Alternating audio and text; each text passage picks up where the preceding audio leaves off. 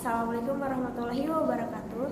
Perkenalkan, nama saya Safira Putri. Dan saya Raharja Setlara. Kami dari kelompok 3 akan mempresentasikan perilaku organisasi. Yang pertama ada pengertian perilaku organisasi. Perilaku organisasi adalah penerapan pengetahuan tentang bagaimana orang individu dan kelompok bertindak dan bereaksi dalam suatu organisasi untuk mencapai kualitas kinerja tertinggi dan hasil yang dominan. Perilaku organisasi mempelajari pengaruh dan dampak yang dimiliki individu, kelompok, dan struktur organisasi terhadap perilaku di dalam organisasi untuk tujuan meningkatkan efektivitas organisasi. Selanjutnya ada lingkup perilaku organisasi. Lingkup organisasi adalah suatu integrasi dari 3 konsep ataupun studi perilaku yang terdiri dari yang pertama, perilaku individu. Maksudnya adalah suatu studi terkait kepribadian individu, pembelajaran, sikap, motivasi, dan juga kepuasan kerja. Yang kedua ada perilaku antar individu. Maksudnya adalah suatu studi yang dilakukan dengan adanya komunikasi antara setiap karyawan di antara mereka sendiri dan bawahan mereka, memahami kualitas dari kepemimpinan orang, dinamika kelompok, konflik yang terjadi pada kelompok, kekuasaan, dan juga politik. Yang ketiga ada perilaku kelompok. Maksudnya itu adalah perilaku kelompok ini akan mempelajari terbentuknya suatu organisasi, struktur organisasi, dan efektivitas organisasi dan berbagai upaya kelompok yang dilakukan untuk bisa mencapai tujuan organisasi. Selanjutnya ada tantangan dan peluang perilaku organisasi. Yang pertama, keanekaragaman tenaga kerja. Keanekaragaman banyak ditemui dalam dunia kerja maupun ketenagaan kerja. Khususnya dapat kita lihat dari latar belakang masing-masing tenaga kerja maupun anggota organisasi. Yang kedua ada produktivitas dan kualitas. Produktivitas adalah sebuah ukuran dari kualitas dan kuantitas pekerjaan yang diselesaikan dengan mempertimbangkan biaya dari sumber daya yang digunakan. Yang ketiga ada peningkatan layanan pelanggan.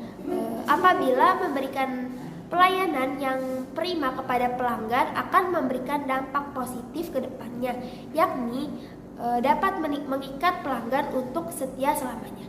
Yang keempat ada simulasi inovasi dan perubahan. Pada zaman sekarang, perusahaan yang ingin sukses harus memelihara serta meningkatkan inovasi agar tidak tergerus oleh hal-hal yang baru. Pengertian budaya organisasi.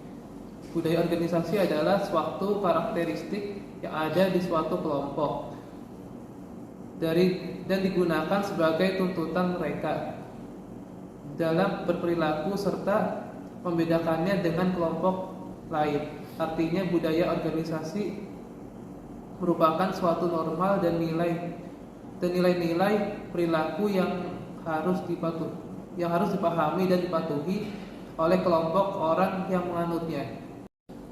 Selanjutnya adalah fungsi budaya organisasi. Fungsi budaya organisasi itu terdiri dari 5 fungsi, antara lain yang pertama meningkatkan rasa kepemilikan. Budaya organisasi berfungsi sebagai identitas yang meningkatkan rasa kepemilikan dan loyalitas bagi seluruh anggotanya. Yang kedua itu ada alat mengorganisir. Fungsi budaya organisasi kedua yaitu sebagai alat untuk mengorganisir setiap anggota atau karyawan suatu perusahaan. Yang ketiga, meningkatkan kekuatan organisasi. Budaya organisasi memiliki fungsi untuk meningkatkan kekuatan nilai suatu organisasi. Yang keempat, mengontrol perilaku.